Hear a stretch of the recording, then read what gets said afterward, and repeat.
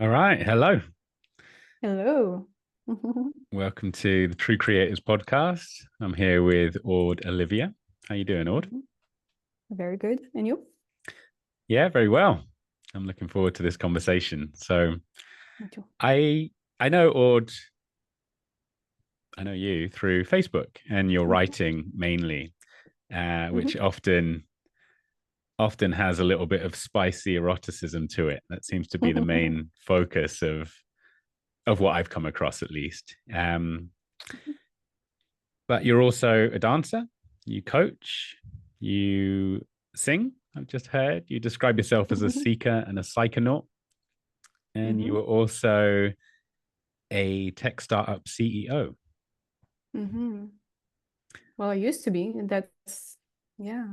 In the past life, I studied business and I went into tech because I wanted to make money and to be safe and to not be like my hippie parents. And so I discarded any and all creative pursuits and rejected my inner artist. So, and I'm very happy to be here to talk about art and creation today. I think it's one of the first time that I truly claim this part of my identity. So thank you. Oh, that's great. Yeah, I'm really looking forward to kind of seeing how this unravels. Mhm. As it was really one line from a post that you wrote, and the line was that writing this book has for sure been the most fun creation that you've had the honor of birthing. Mhm. Mhm. Mhm. And Absolutely. yeah, I love the way that just in phrasing it like that, you're speaking to having created many things, and that Mhm. this is the latest in a lineage, but it's also fun and different in so many ways. And Mhm. I think one of the most beautiful things about creating is that when we understand that we're creating and we put something out into the world and it sort of has a life of its own, Mhm. um, and then it's sort of no longer ours. But there's this time when we are bringing it into being where it's so intimate and it's very Mhm. personal in a way. And it's almost like you don't want to speak too much about it because you release a little bit of the tension about this special thing that is going to come out at some point. Mhm. Um, so I'd love to hear a little bit about the book you're writing in as far as you want to speak about it. And what Mhm. makes it the most kind of fun thing for now. And then I'll kind of Yeah. weave back to where you began as a creator when you were younger. Beautiful. Thank you. Yeah, I have a unique relationship with that which we would call the muse, source, wherever this flow of inspiration comes from. And when I say the honor of birthing is there's a true humility around it in the sense that for me, it's like there are all of these projects and creations that are seeking to come into form.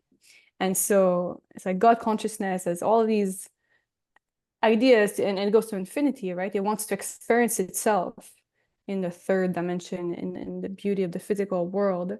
And so it seeks for these soldiers of creation who will be bold and delusional enough to say yes, to say yes to receiving that source of inspiration and to sitting our asses down on a daily basis or however for however long it takes to bring it to bring it earthside. And so I've resisted the call many times, and I also know that inspiration is a gift, and when the wave comes, you surf it because it's precious. And then we all know as creators that sometimes there are periods of our lives that it's a different season. Now it's time for editing, for distribution, for like a very different game than the very intimate process of being of being allowed into the intimate, like the intimacy that we have with the creation itself. Like it's very beautiful. We have a relationship with it.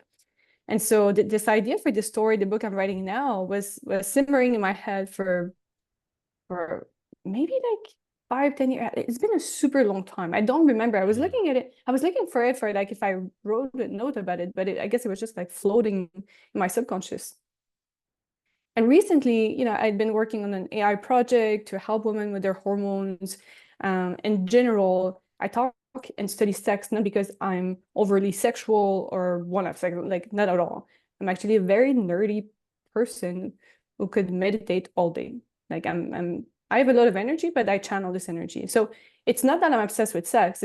It's that because is that sex for me was such a source of shame for so long. There's so much to explore. There's a big charge, and it's so broken as a domain in our lives that it breaks down a lot of curiosity for me. So that's why it's this ongoing thread in my studies and my creations. So I was thinking about, so I was working on this app because I'm passionate about it, and also like AI is happening right now, right? So the logic part of my brain inspiring this endeavor, and it's called Aura, and it's cool, and I believe in this app for sure. And I was sitting on the bench with my friend who's an investor, and he was telling me that all of his life he worked in finance, and that the truth is that he always wanted to make movies since he was a child. And he always rejected that part of him because, again, right, for safety, to pay the bills, to meet their responsibilities. And then he was telling me that he was in the process of raising $23 million to make this series happen. And so when he said that, it was like a moment of like, oh, To make a series that he'd created, like a a film TV series. series. Yeah. Yeah. Okay. Yeah, like for Netflix. Yeah. Mm-hmm. So they have like, they have the script and everything. It's super ambitious, like Game of Thrones style. Like it's a big project. And then, so when he tells me that, it's like the business part meets the artist and me, because both sides are quite strong. And I was like, there is money. There is money in art. There is money in making people feel experiences.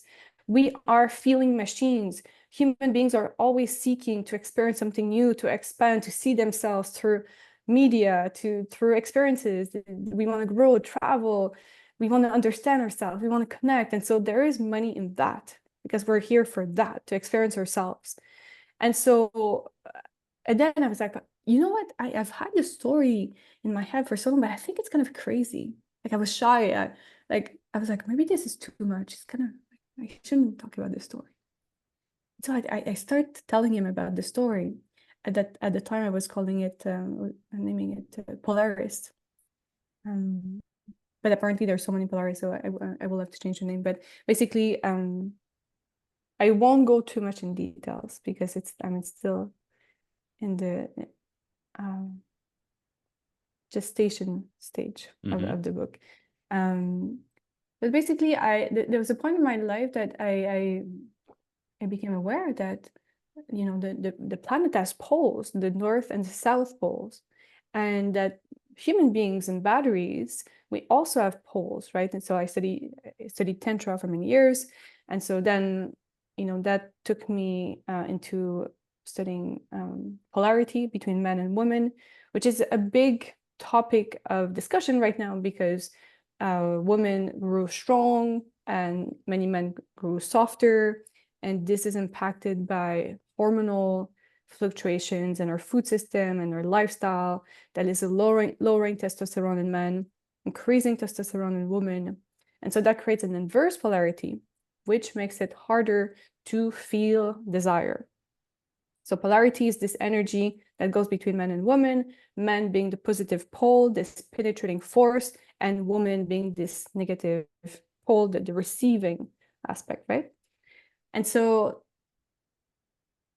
so the plot goes like this. The planet is on the edge of a pole reversal that would plunge us into an ice age and wipe the human race of this earth. And so there's one way to reverse it, to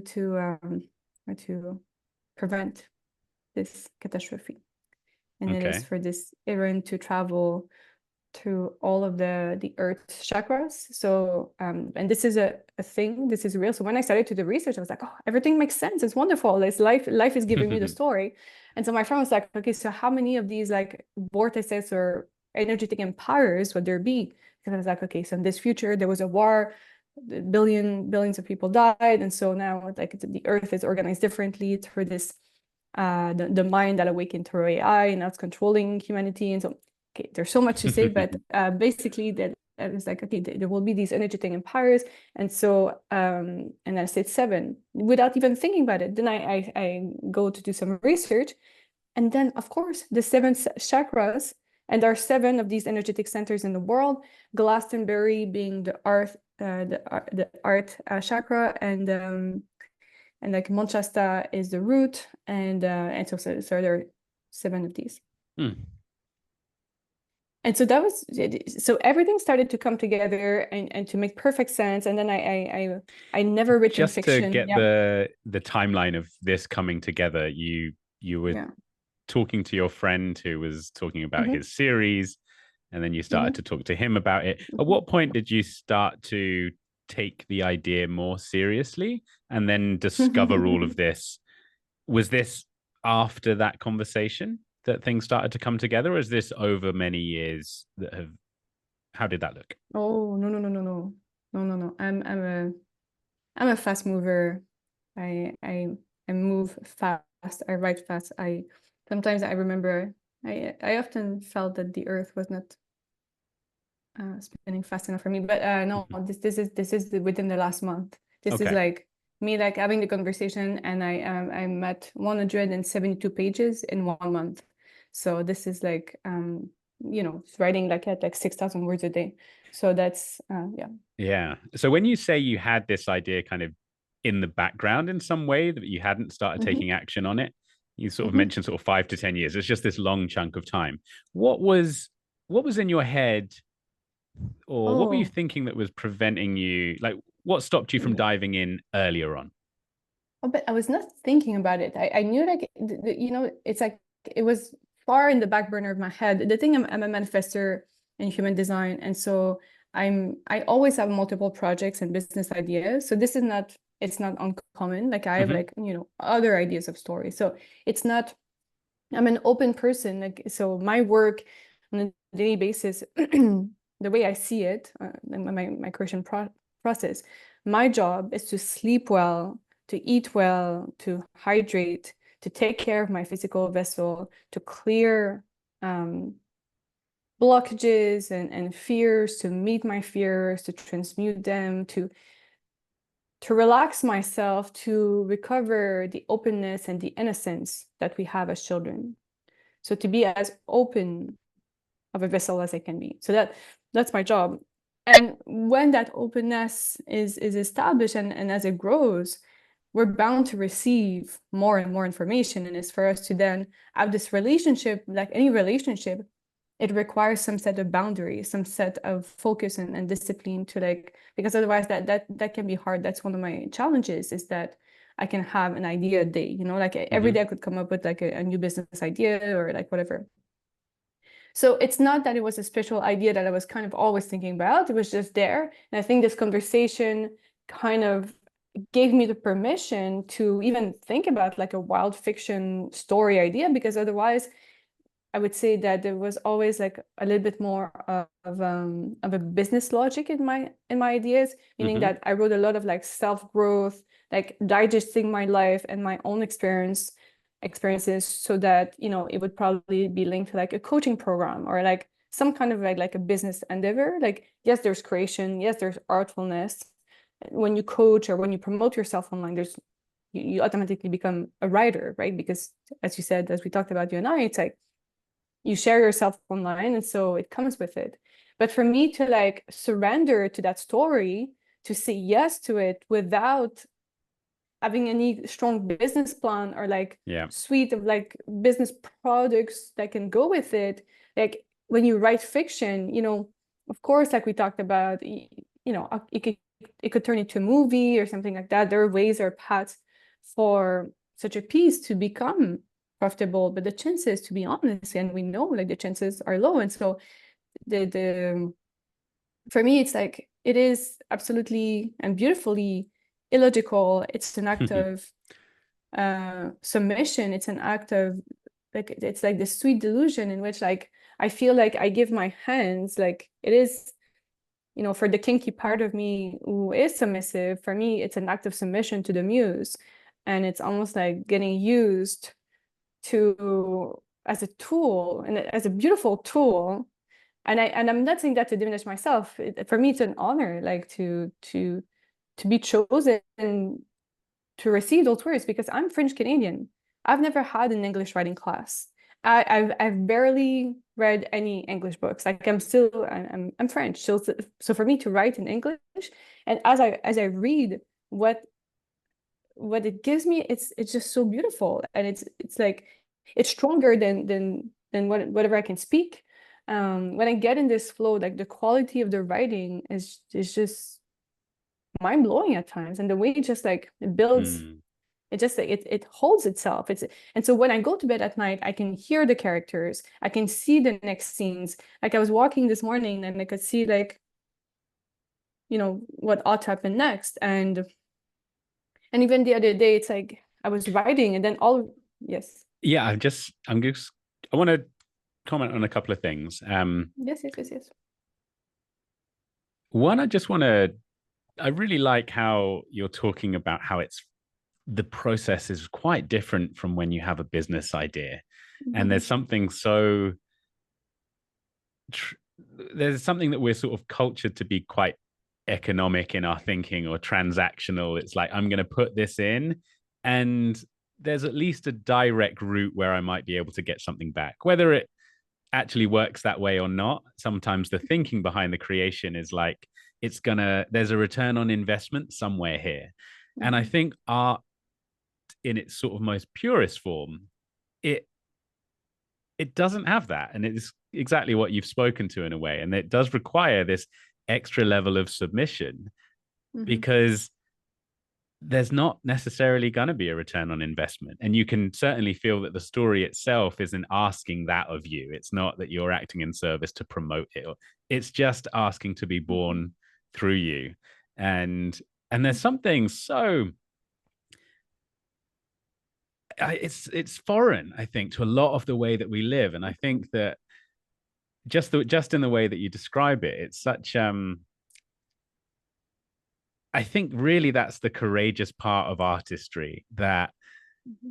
although entrepreneurship and solopreneurship is so present these days, and a lot of creative minded people are leaning into that, and and it's beautiful, there's also this other edge which is so more innocent and require, like, you have to go to this extra level of courage to ask yourself, like, God, can I do that? Do I want to do that?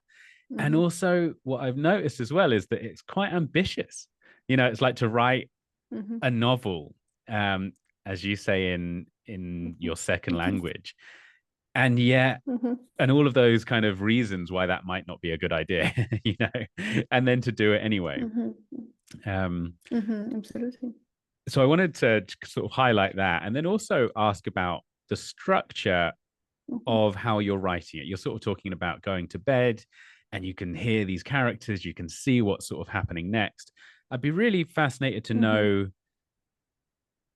if how the story's building for you, if you kind of know how it ends, and Mm-hmm. how having certain key plot points, if you have them, how Mm-hmm. that influences Mm-hmm. your creative process. Because there's often this blend of kind of improvising in between the plot points that we kind of know are coming. Mm-hmm. So I'm just curious to Mm-hmm. hear about your process of how you actually envision the Mm-hmm. whole project, and then how it builds itself Mm-hmm. in the moment. Mm-hmm. Absolutely. Well, first of all, I would say that if someone is trying so hard to create something and it feels heavy, like we're forcing something, it's really hard. We cannot force ourselves to fall in love. We cannot force ourselves to have a good idea. And the harder we try, the harder it becomes. And so it's really something of a process of allowance and receptivity and humility. And when I receive the words, I say thank you for the words, and a little prayer to Muse. And it's like to have this relationship of gratitude. And when I receive the words, and even like the little less, like the smallest line, I make a note somewhere and I write it in my phone, and I get up from my bed and I do the work, because otherwise it's like, if I'm given a gift, if I'm given a line, like for me to receive more, I ought to show that I honor this gift, you know, because it's like if the source is like looking for these creation, for these lines, for these lyrics, for these pages to touch people, he will give you like it will get you in flow so that time disappears and you have like this most magical creation in front of you, and you're blessed to like put your name on it. That's wonderful. What a great gift. But we ought to show that we're not spoiled children who like receive it, oh, it's not good enough, or like, oh, who cares, like no one will read that, or it won't make money, like all of these reasons that are getting in the way of this flow, this no this channel of this ability to receive. It's this receptive. So the receptivity aspect is really important. So to open ourselves, to stay receptive, like this antenna, right? That is like capturing the signal that is receiving. And as we receive it, to do the work, to write it down, to sit down, to write, to show gratitude, to do something with it, to nurture, to raise that child, to let it walk on its own, on their own, right? To meet the world.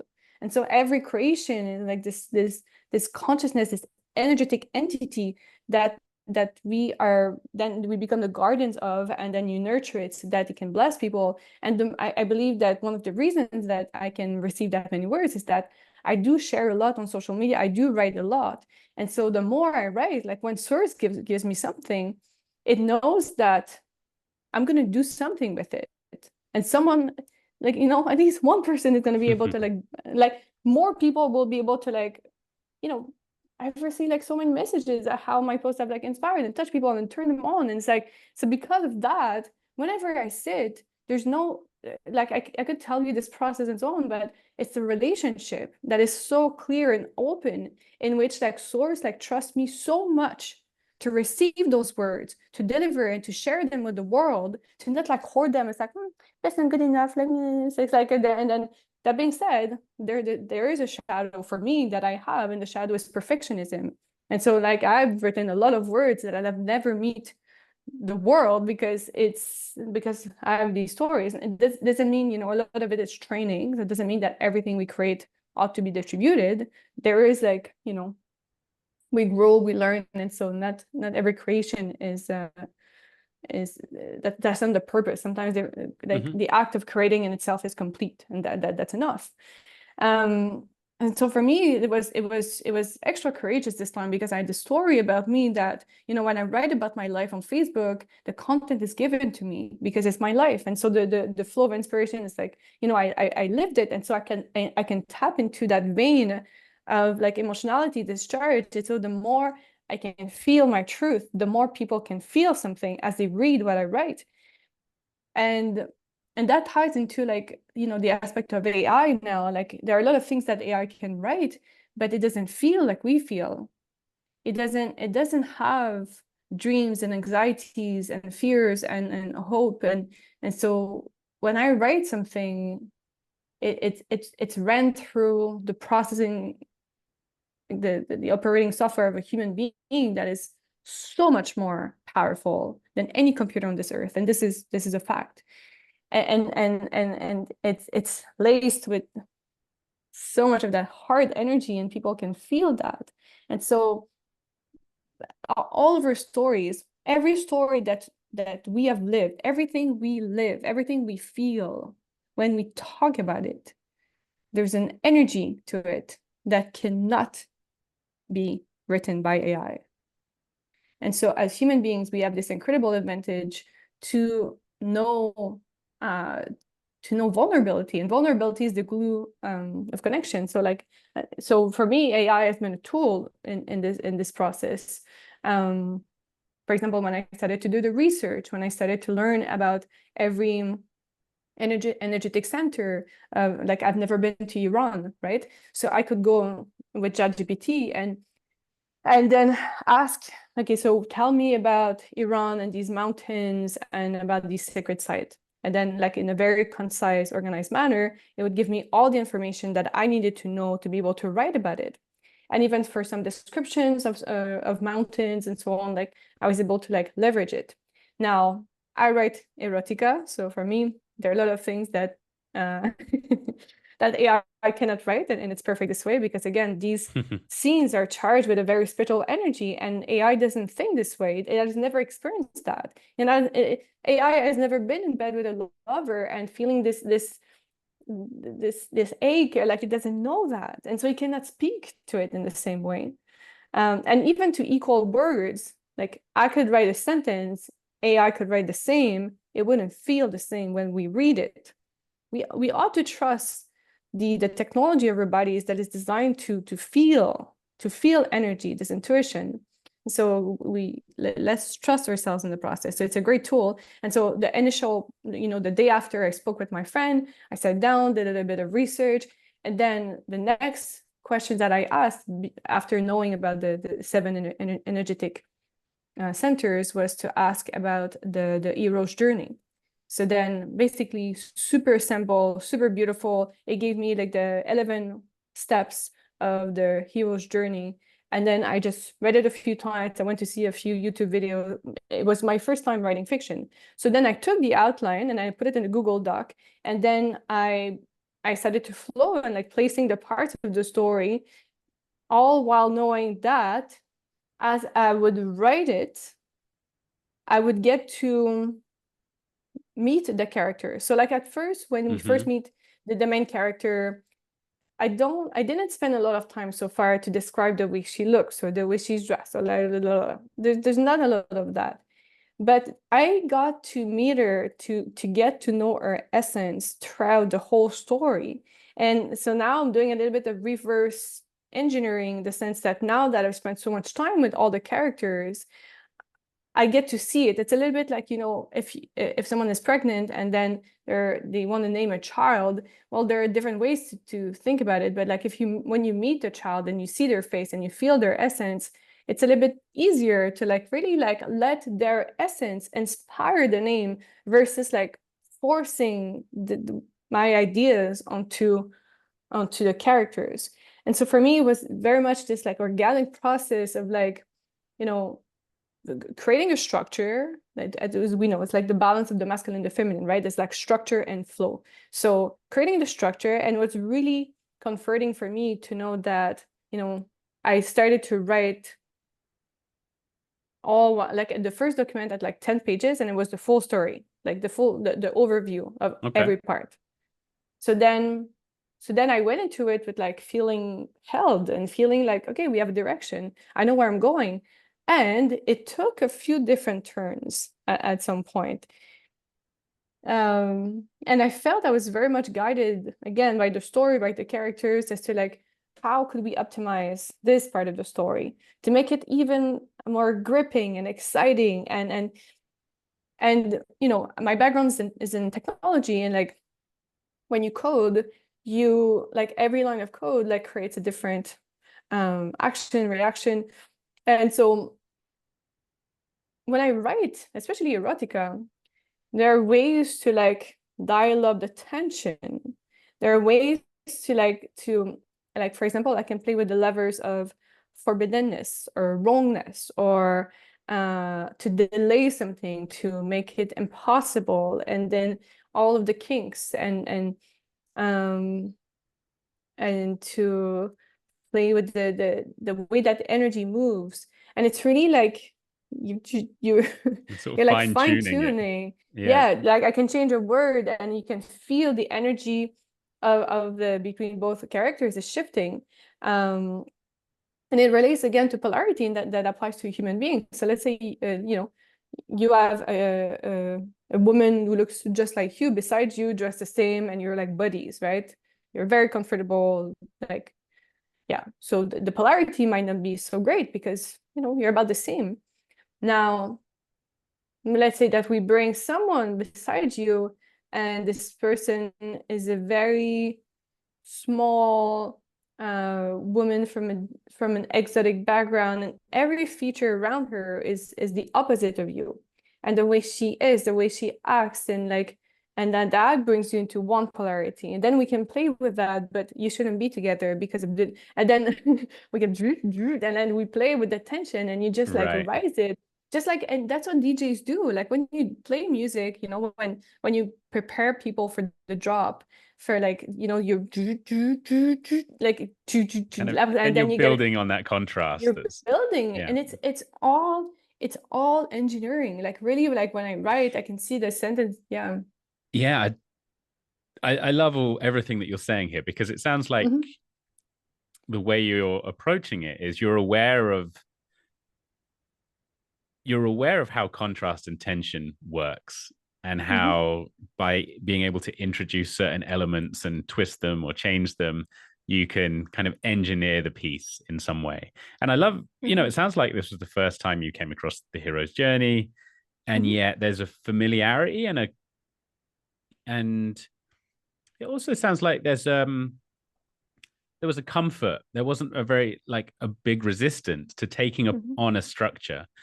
And I know that for a number of creatives, structure can feel like a restriction. And Mm-hmm. yet often when we when we find a way to befriend it and find a way of how it Mm-hmm. can work, and actually like it gives this amazing framework for us to work within.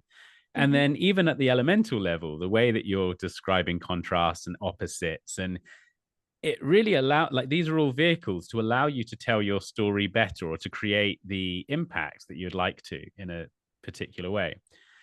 I'd love to hear a little bit more, like a little aside, if you like, about your coding background and how Oh. that influenced you as a writer, as a creator. Mm-hmm.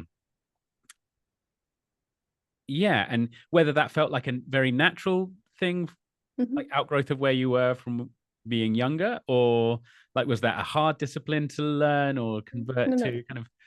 Yeah. I shall clarify. I'm not a coder, but I was the founder and CEO of two startups. And so I've worked with many engineers. And so I understand enough of coding to know, because the products that I would like then design. So for me, it's like my role, I come up with a vision, a product, and then I do like product design. Okay. I do the wireframes, and like, but I work with with visual designers to get to pixel perfection, and then with engineers, so that, you know, the backend can bring those frames alive.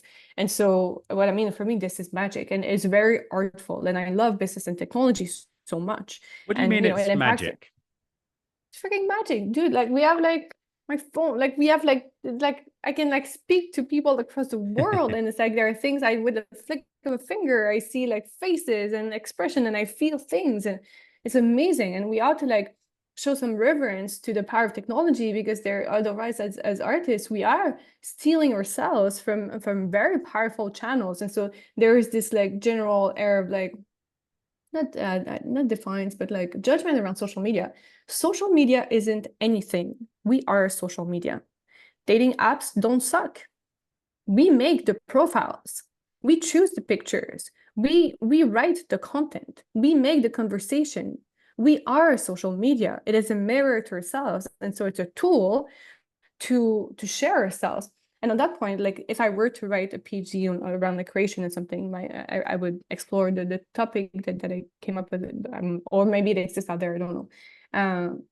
For me, I call it circular communication, in the sense that a book, if you write a book and you print it, you publish it, so someone will read it. It's you know, they will read you, and it's linear, right? There's no interactions. Like I read it Mm-hmm. from start to finish. Like whatever is written in there will not change. It is written. It is done. Okay, so that's it. And then at the end, I retain very small percentage, and that's it. Now imagine that you take the same content and you break it down into 1,000 social media posts, and then people get to interact with it and add their own perspective and engage with it. And so then the conversation, the writing, the creation continues in the comments. That is also the beauty of podcasts, because we are co-creating now. I am saying these things now based on the question that you just asked me. Is this like co-creation? Is this flow? If I was talking with someone else, I would say something different. So that is the proof that whatever I'm saying now is mediated through your own lens and impacting what I'm saying. So that is the beauty of social media. It's this idea that we can sit around a fire together and be in this like more like this communal sense of creation, in which like if your post is truly inspiring, it will give a sense of permission and inspiration for people to share their own perspective and to take part of the, like to look, to take on this lens that you just shared, or the story that impacted you. Because our suffering and our joy is not original. We all know heartbreak and shame and fear, and like we all go through the same themes, not with the same characters, not with the same names, but the themes are the same. I did a lot of study in psychology and then coaching and healing, and like so sometimes people come to me and they're like, oh, I have this story, and it's like, sorry, it's not original. And the beauty of that, but our living, our assessment of it, our interpretation of it is original. And that's why it's important to share our stories. That's why it's important to talk about it, because then we get to like complete the puzzle, the full picture of humanity, you know, by sharing ourselves vulnerably and openly. And we have the power right now to do this on social media.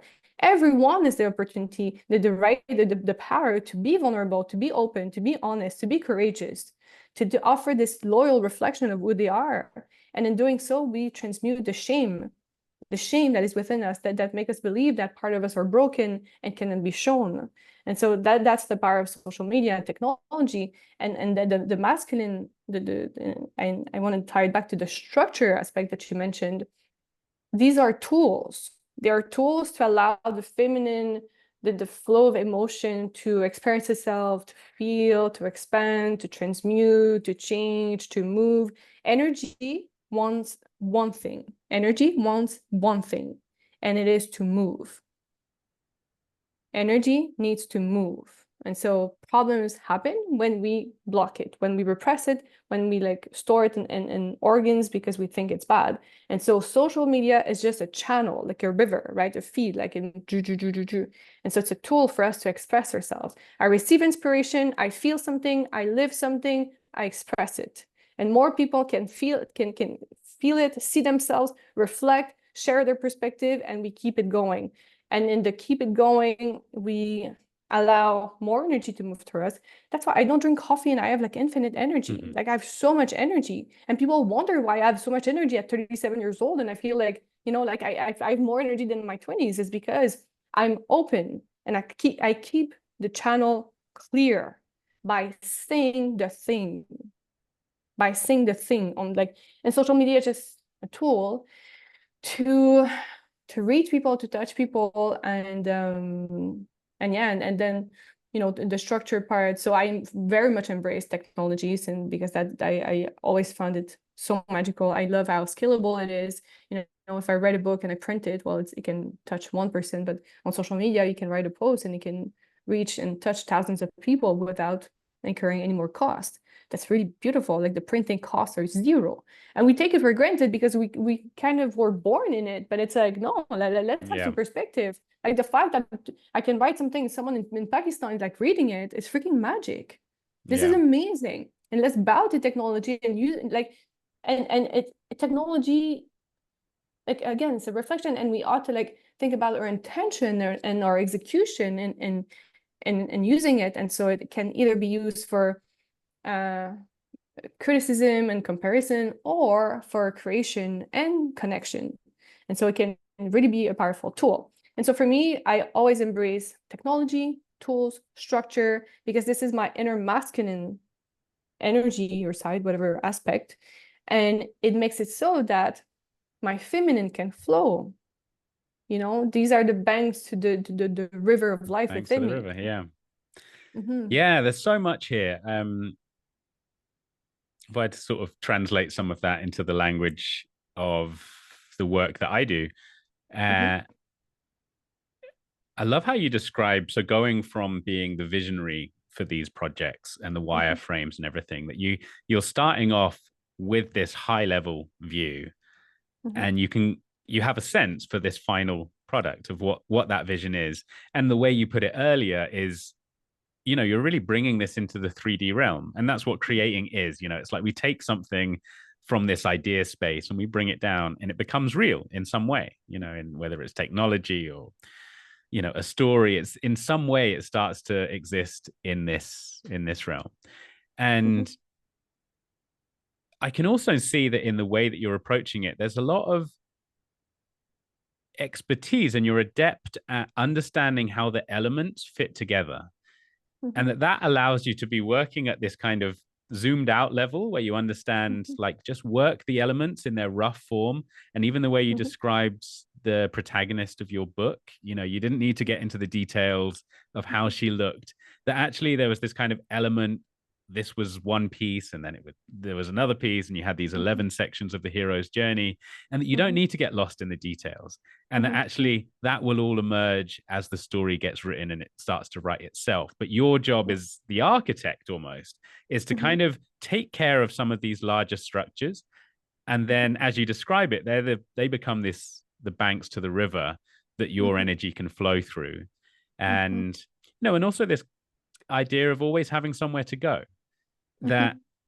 we get stuck when we don't have somewhere to go, and yet the way you've set things up gives you somewhere to go always. Exactly. And it sounds like Mhm. in your own personal life that is, that's happening tenfold, and there's this energy and vitality that that allows that to happen. So yeah, So much, yeah, so much. speak Okay, speak to so this a little bit, like yeah, the energy in let's speak your to own that. life. Yeah. Oh my God, good point. Good segue.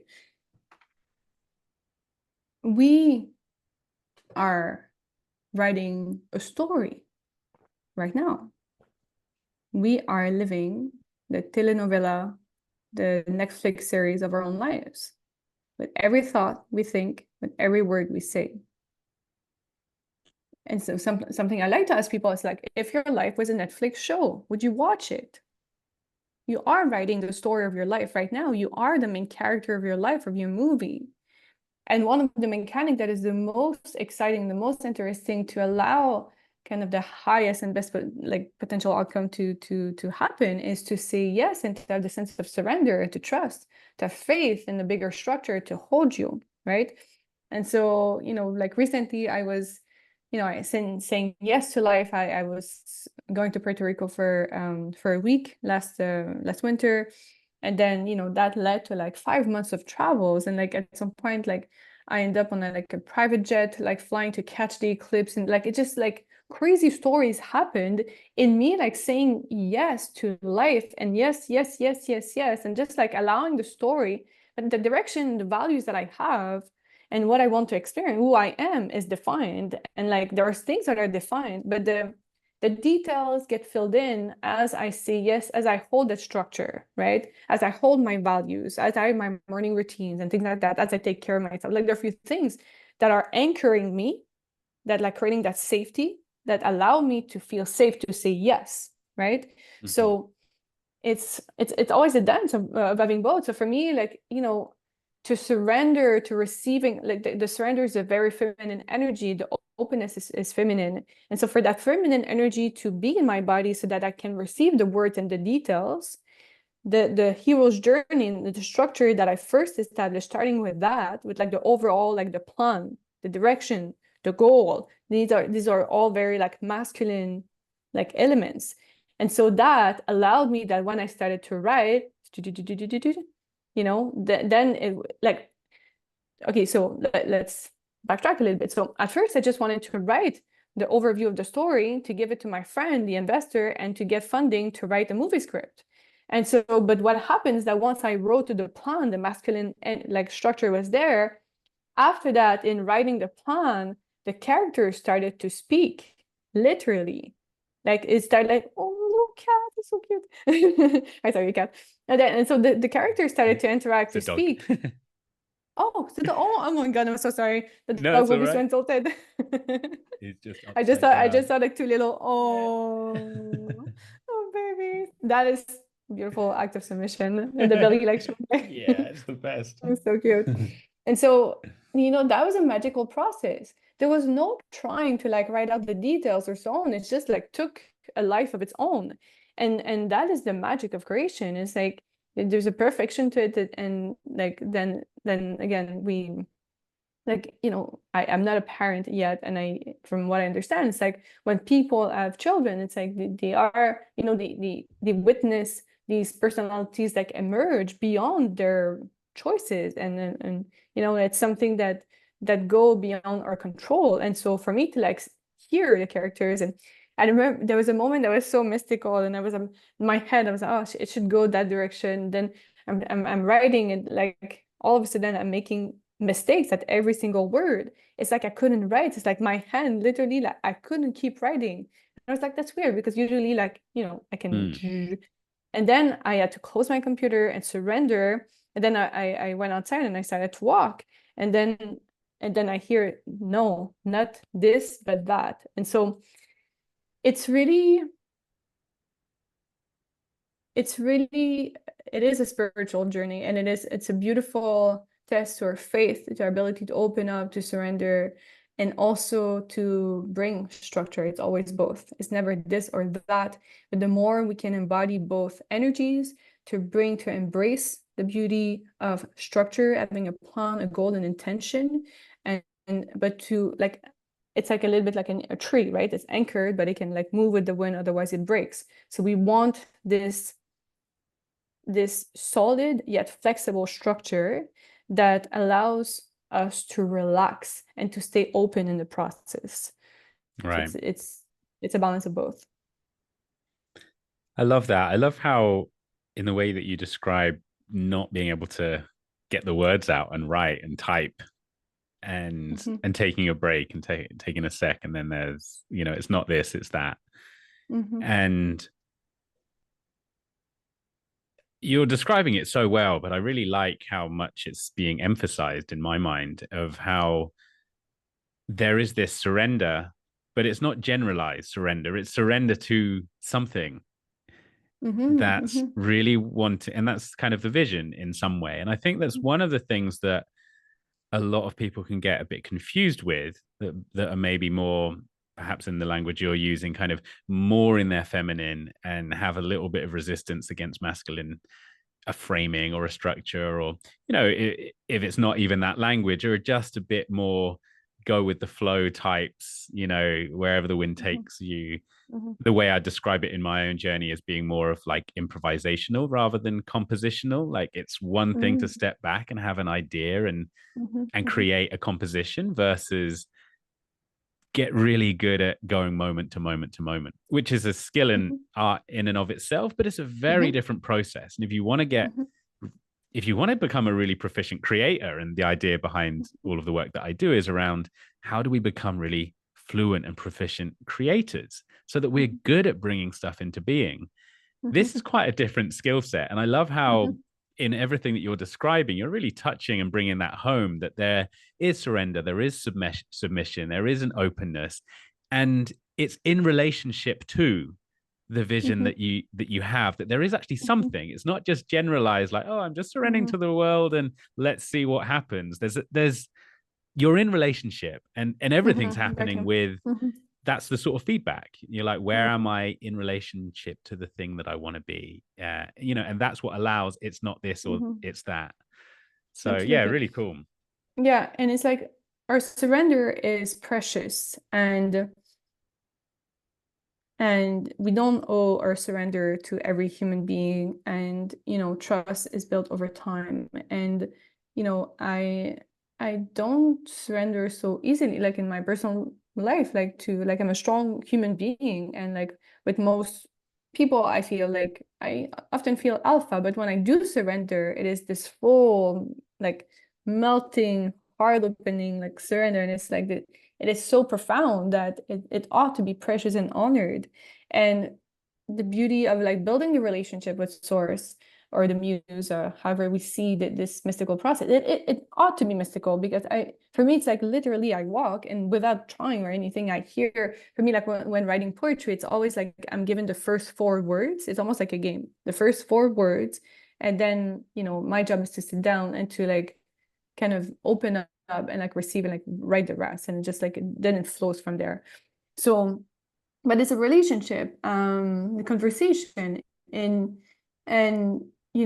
maybe it's a little bit different. There is inherent safety for me in that relationship, because it is kind of etheric. Like it is like it's not such how can I say, it's different in the physical world, in which like if you surrender, they're different. Like surrender and submission can mean many things, but it can be DSM, you know, you're surrendering your body to a force that has the power to kill you, and they choose to care for you and to give you life and pleasure. That is very different than, you know, to surrender to God and to this all-loving force. You know, it's and yet, even though these forces are so benevolent and don't have egos like human beings, you know, it's different. Like when we talk about surrender with people, we ought to be mindful and discerning. But when we talk about surrender to God, to Muse, to Source, I hope for people to do the work required to open their minds and their hearts and bodies even to receive this divine data that is seeking to come in form. Because the whole creation process becomes exponentially easier when we have the humility to work with something that is bigger than us.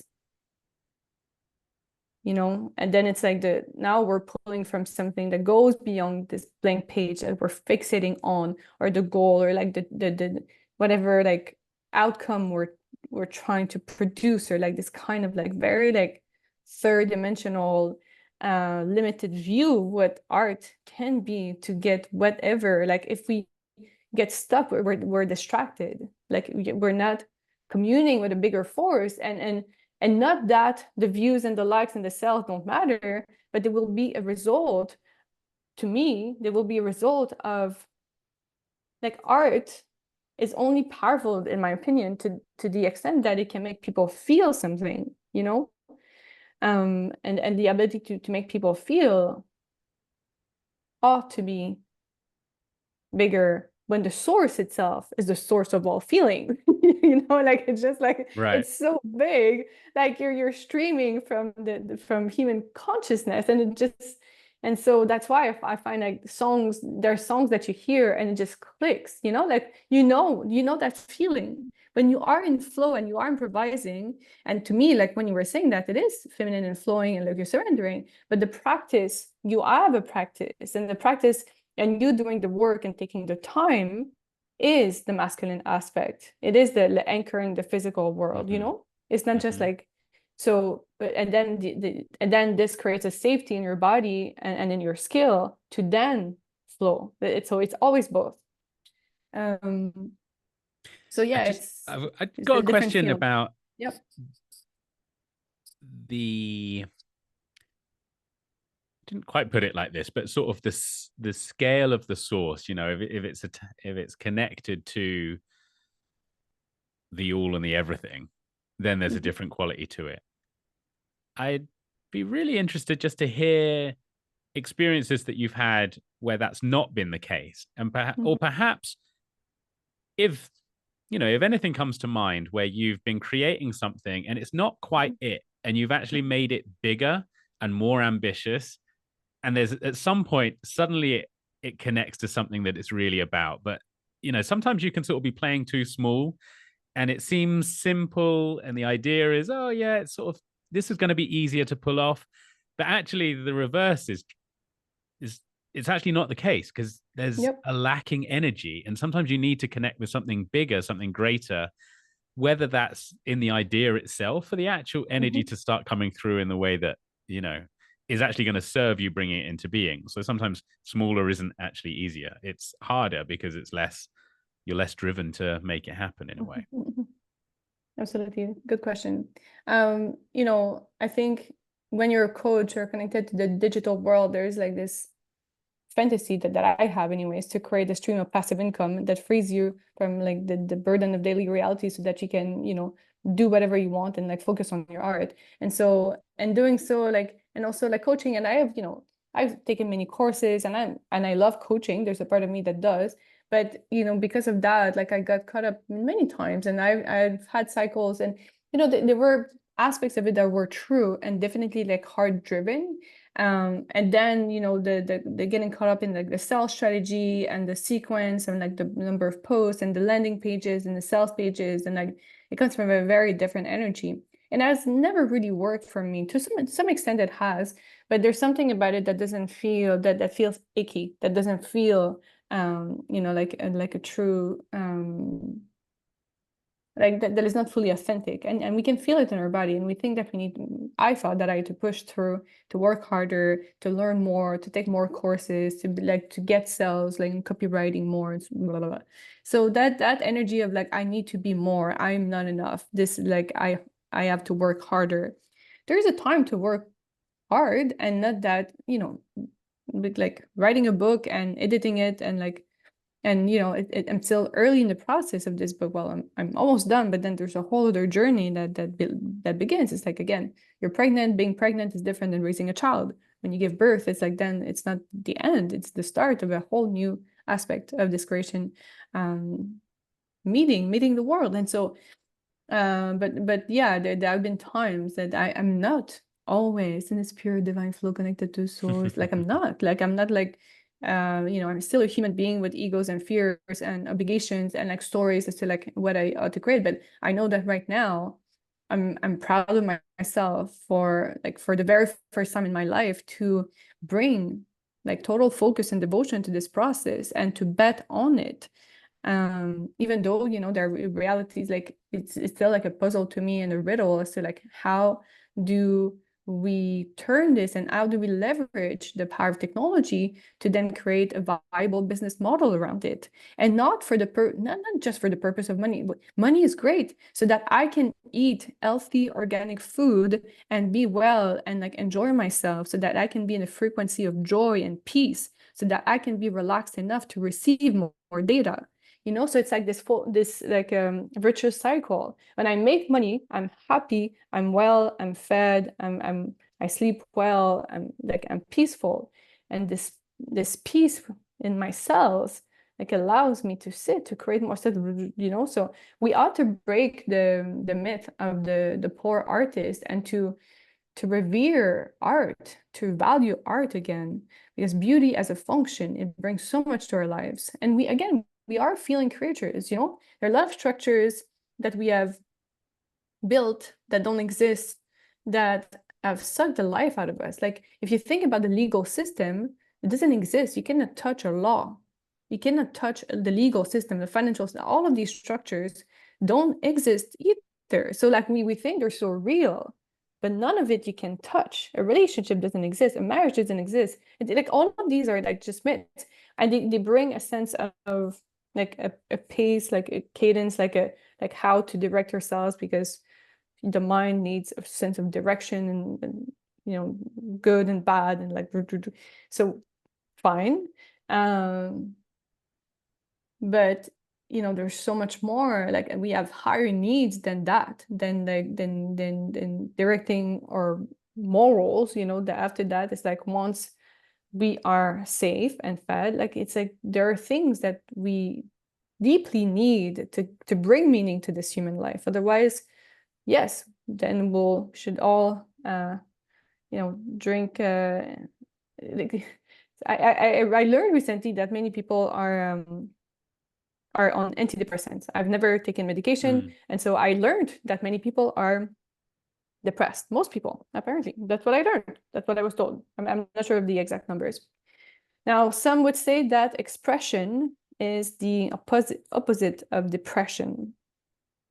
And so the theory is that if we keep parts of ourselves unexpressed, and we think they're not good and shameful, and we don't allow this joy, this juice to move through us, to be expressed, to show our colors, at some point our system shuts us down to force us to go inwards, so that we can reflect and realign, because the external reality is not working for us. But it's an invitation to go inwards and to meet rock bottom, to then make changes. Now, the problem with antidepressants is that then, you know, they allow us to function in dysfunctional situations. I empathize with people who take it. I know this can sound like a harsh judgment, but I do hope that people realize that, you know, this life requires courage. It requires courage to create, to sing, you know, there's a beautiful expression, to sing the song, you know, that your Sing the soul song longs that's to in you. sing. Yeah. Yeah, Yeah. exactly. To sing it, to express it, to let it out, to let it be seen. And as you give color to the world, and your world will gain in color, like it's like for me, like as I get older, it's like the greens look greener and like everything. Like I had glasses when I was a kid, and now I have perfect vision. It's like my senses over time, the more I create, the more I engage, the more I Yeah. embrace this incarnation, it gives me back. It's this relationship because I add to it. And I love Yeah. that also, I mean, you're speaking about like an attunement and a connection with your senses themselves, and if Mm-hmm. you Mm-hmm. so much of creating is about training and practicing the art of seeing or the art of hearing, right? Like, Mm-hmm. what are the notes that you're playing? What are the colors that you're painting? What are the quality of the words that you're putting together? And Mm-hmm. there's an attention, and it's Mm-hmm. very hard to feel, I think, dead inside when your attention is finally attuned to the amount of life that's actually happening around you. Mm-hmm. Amen. And that journey of wakening up the spirit that actually has something to see, that has this unique perspective.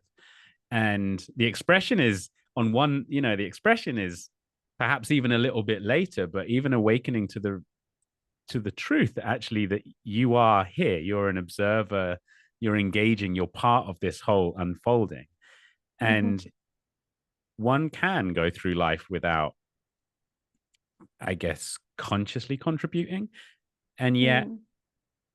and that's fine. However, you Mm-hmm. have the opportunity to do otherwise. And creating is really that, taking that opportunity and saying, like, what is it that your unique spirit can bring to this?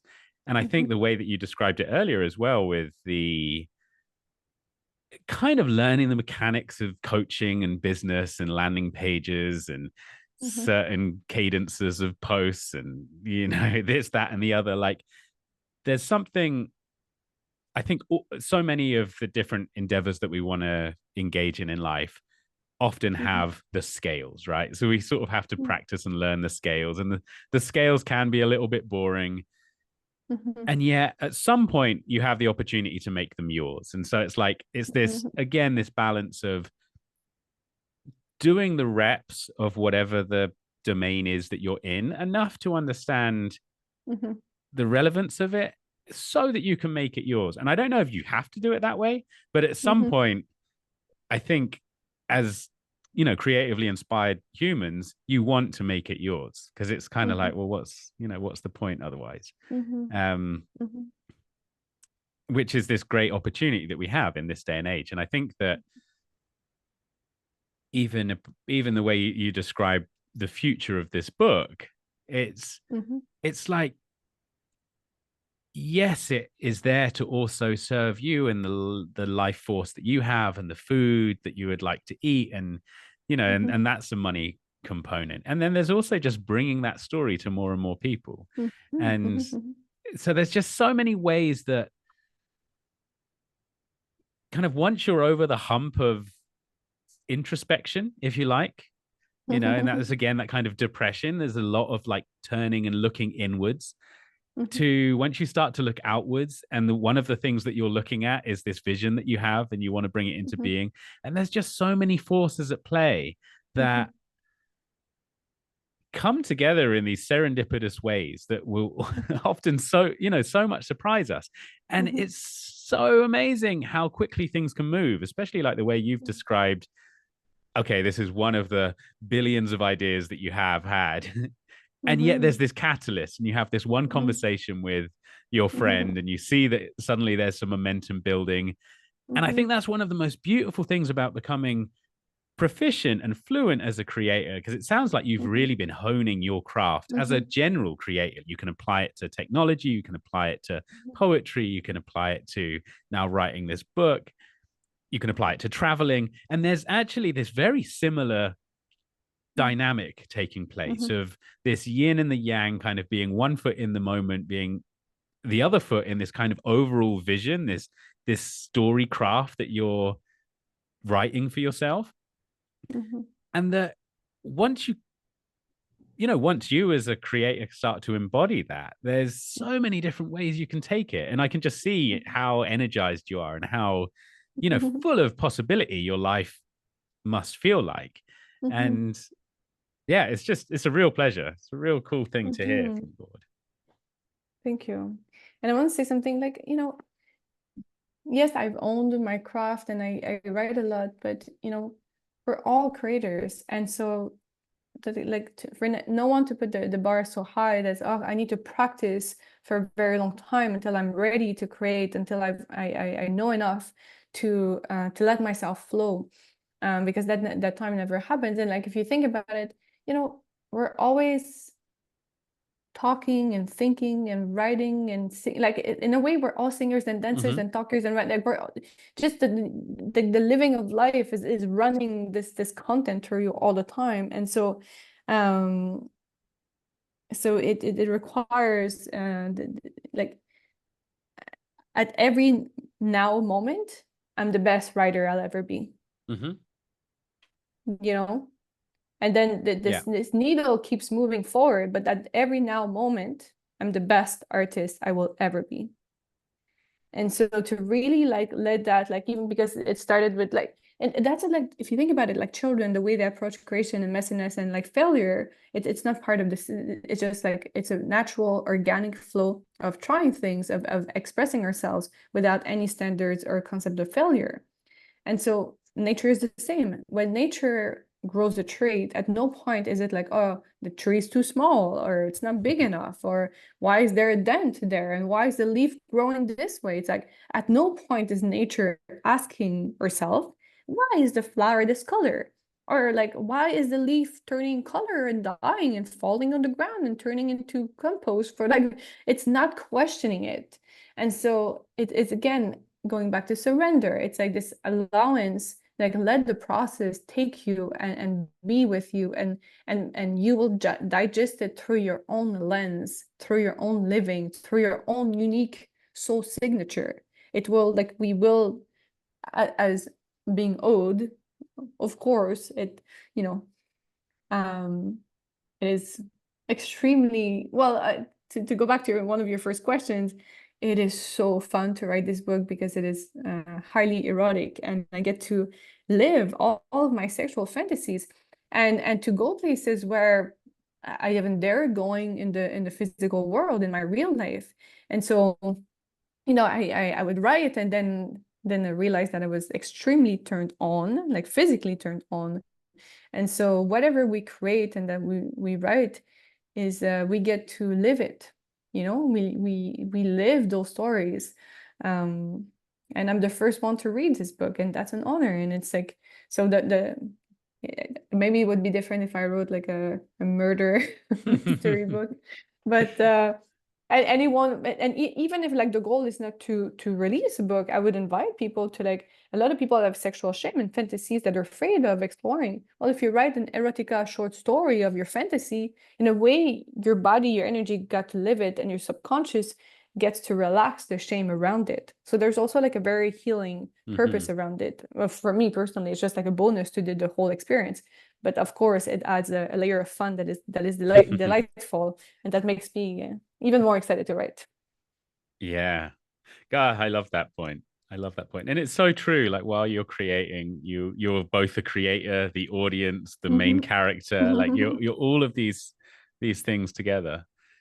And I think one point, like I would describe it in a way of the more you create and the more you realize that your creations are, although they are of you, they're sort of separate from you.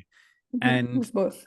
so much of that, I think so much of the shame that we carry around as people is feeling so identified with all of these things that actually have very little to do with us in a way. Like it's very impersonal. Like, and so when you can write things down on paper. I remember when I was in my early 20s, there were some things I was so scared to even write down for fear of being discovered or fear of someone else seeing it, or just even the thing of being truthful about, okay, this is coming out of my pen, therefore it means something about me. It surely does. And the difference of where I am now in my journey, where it's like, God, I can really, I mean, none of this necessarily means anything about me. It's it's coming through my pen, and that's fine. Well, it doesn't, it doesn't. You know, everything's paradoxical. And so I think it's none of it is about us, and it is all about us. Like so it's I think it's both. It's often both. And or none of them, or maybe just one of them. But That's the paradox. exactly, it doesn't matter. But we're just masturbating our minds. But yeah, it's like for some people at first, I think it helps like the human self, the human self, the ego self to feel important in the process of creation. It's okay to like, like for people who desire some level of fame, or like they want this like, for me, there's an aspect of the self that wants to be seen, that wants to be recognized for the quality of my work.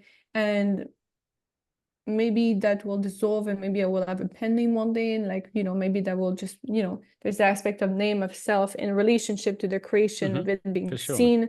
And it's like it's like that there's the inward relationship with the intimacy of the creation itself, and the shadow of our like artist self, and then it bring it to light, and how that feels. And then every person then create their own relationship with the creation itself, the way that every single person who will read this book will have their own experience, their own unique experience, and they will, feel a different thing with every scene. Every scene will feel different to all of them, because they have their own sexual makeup and like aspirations and fears and desires.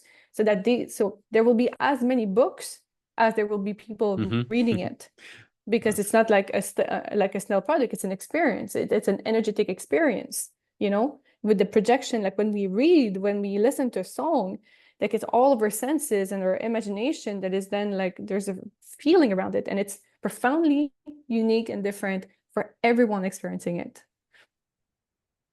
I love that. There's as many Yeah. books out there as there is readers. Yeah. Yeah.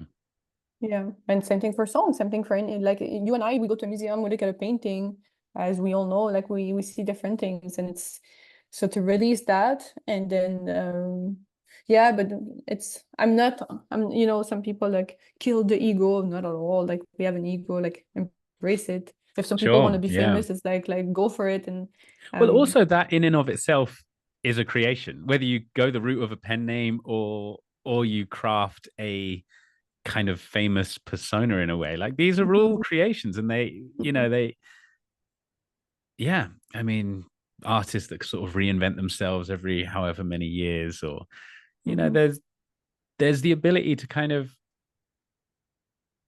well, add your own artistic touch to whatever it is that you're putting out into the world.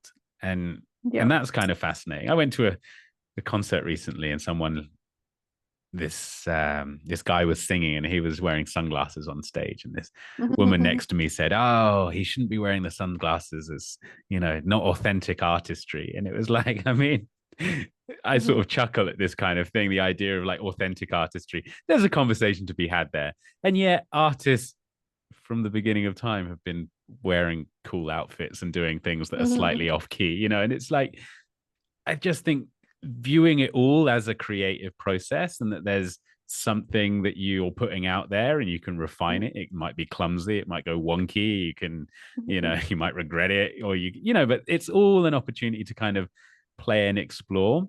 Yeah. But let's go meta for a moment. It's like, if in me writing the story, there's a story of me writing the story, and like, in if human life, one of the metaphor images that helps me the most make the sense out of life is that we are in a great theater play. Like this is theater. So if you think about a series that you watch on Netflix, or a movie or a play, like there are different characters, right? And everyone is like the more someone is in character and they live it, embrace it fully, like the more interesting and like rich in texture the story is. And so when you watch a movie, there's no question like as to like how the characters are different. They ought to be different for a story to even make sense. There's a villain, like there's the good guy, like whatever. Like there are all of these characters, and like one gives meaning to the other. And so I've come to like expand my level of acceptance for the differences between human beings by celebrating the uniqueness of each character that is so profoundly needed. And because you know, it's the contrast and the texture that gives color, meaning to like each character. So like if everyone like me loved writing so much and sharing about sexuality, then whoever I am there wouldn't be Yeah. tension with it. We couldn't feel it. So like it's like a little bit like a fish in water. You're in water, does he feel wet? And it's like you're always in water, right? So it's like if everyone was 7 foot tall, now someone is like 6'5" is not tall anymore, right? So everything is relative. And so when you watch a movie or creation, we never question it. And yet in human life, we question our differences and our darkness or edges or weirdness and so on. But it's like it is profoundly important. And that weirdness and these edges are the things, are the soul contract that it's like the script, it's like the character description. And so that for me, it's like, okay, I'm here to fully express and expand and like the soul essence. I'm here to express the soul essence and to like really receive and to feel into what is true for me, what is like unique. Like if I die now, what is the world missing tomorrow, right? What is that thing that left the field? And to really like allow that to be expressed. There are a lot of things that I can do, but there are things that, you know, doesn't mean that I should do all of them. There are the things that many other people can do, but what is that thing that only I can do the way I do it? There's a way that you think about rap. There's a way that you think about music that only you think like it's just like this very unique outlook on music that you have. And so, and this is the gift. This is the gift that you have in you that you are designed to give to the world. And the more you give it, the more you will be given the resources and the support, the energy to then like give more, right? It's like this like virtuous cycle. It's really beautiful. That was so beautiful. I'm clearly passionate about this process. Yeah, I love it. I really love how that just centered around, you know, that the opportunity to be true to yourself with your art and, you know, and in the way that you live. And that it's that kind of emphasizes the contrast, and that the contrast is what makes this whole experience so rich. And you know, and it's so true. I think that's one of the most amazing things about the more I study film, for example. And it's like the contrasting characters are what create the experience. Absolutely. And it's funny, I think if I were to, you know, how I used to watch film, sometimes I would just think, oh, that's so unrealistic or whatever. And yet it's like, again, sort of too in the detail, rather than seeing how this slightly unrealistic scene really serves the whole plot line in some way, where it sort of adds that tension. Because if everything is realistic and predictable and almost everyone's leaning into the perfect version of themselves, then it's like you really get very little story that can come out of that. Exactly. It's like, you know, when you meet someone, it's like as long as you think they're normal, you don't know them. You know, there's something like when I'm with someone and I feel safe to be weird, to allow the uniqueness of my character to come out, to be expressed, then the scene becomes interesting, you know. This is when we shift. And because I've practiced this so much, I will say this like from on the personal level. It's weird because I practice authentic expression, like it's a theme in my life, right? You've seen that for years, like if you follow me on social media. And so when I'm with people, it's not uncommon that people fall in love with me in like very intense ways, like that they have this feeling, like they feel more alive, they feel like something, just like they feel like they're high on mushrooms. Like this is a comment that they're like, wow, like I feel like I'm MDMA something. And my theory on it, like after like seeing that often, it's like I think that when I allow myself to express myself, I actually allow God to move through me. And that and we all carry a God of like a drop of God in us, and consciousness wants to move through us. And the more we allow this expression to be free, to be bold, to be true, like we allow these God juices to flow, and people want that.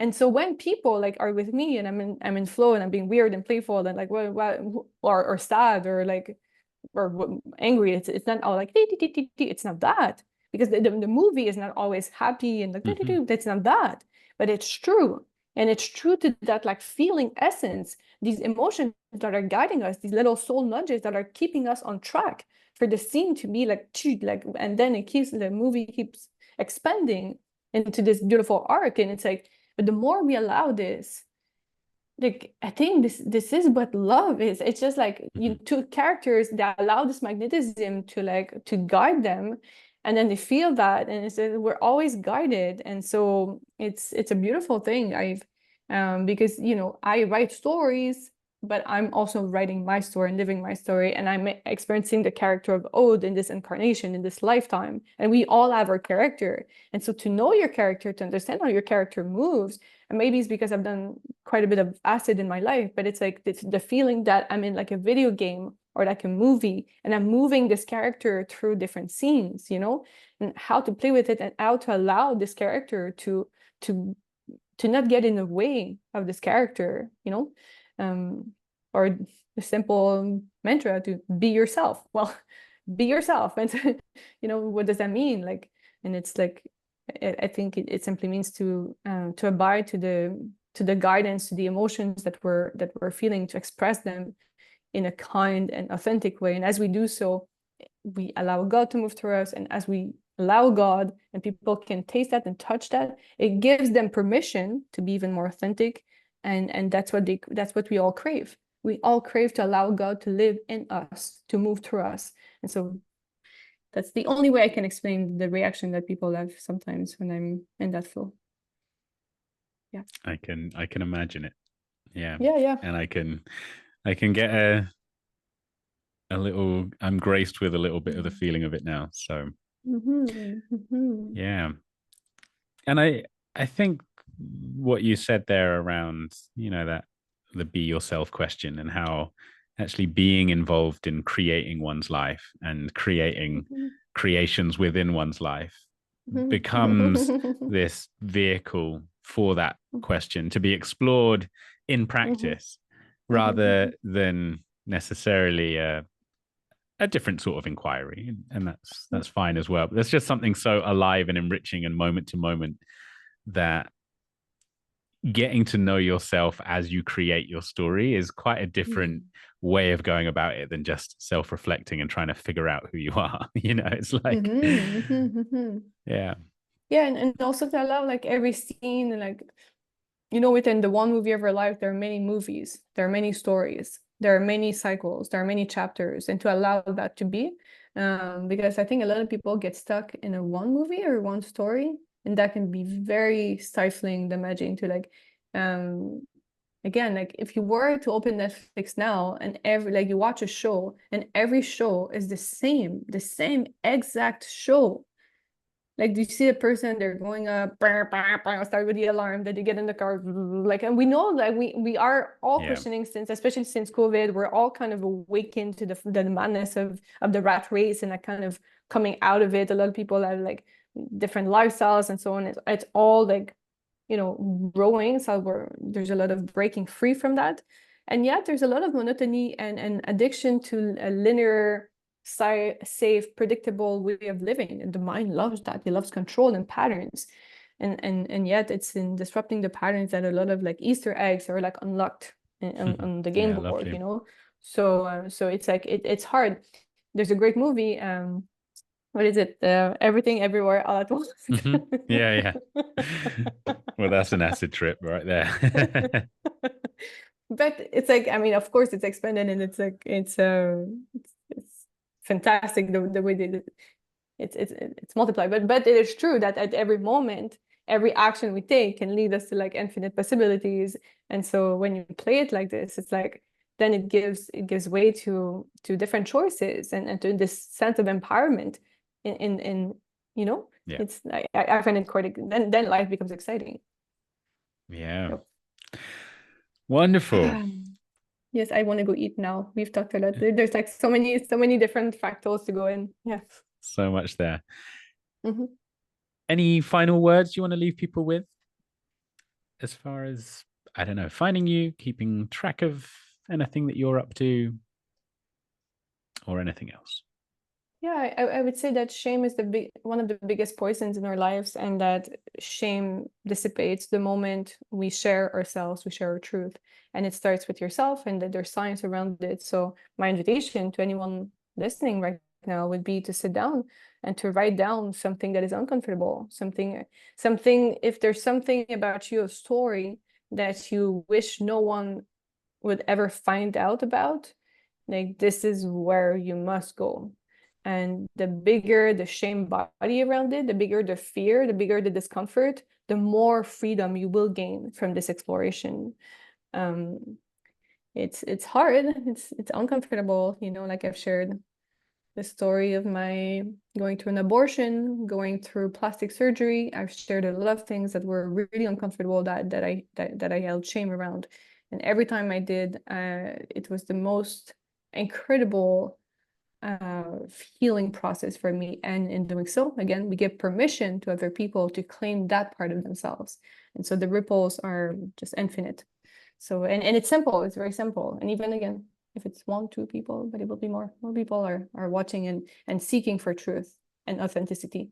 So, but it starts with you, a journal, a friend, and like just like telling the truth, saying the thing with ourselves, like allows to clear the channel, to clear the shame, and then we become more conductive to this data, you know?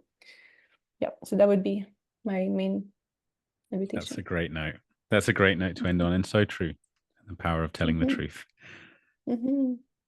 Aude, thank you so much. This has been a real pleasure and a surprising one. I had no idea what we would, what we would end up speaking about and where it would go. But I love your Mm-hmm. energy, and there's so much wisdom that you've spoken to here, and I'm going to enjoy digesting this conversation myself over the next few days. Thank you so much, Nick. And I look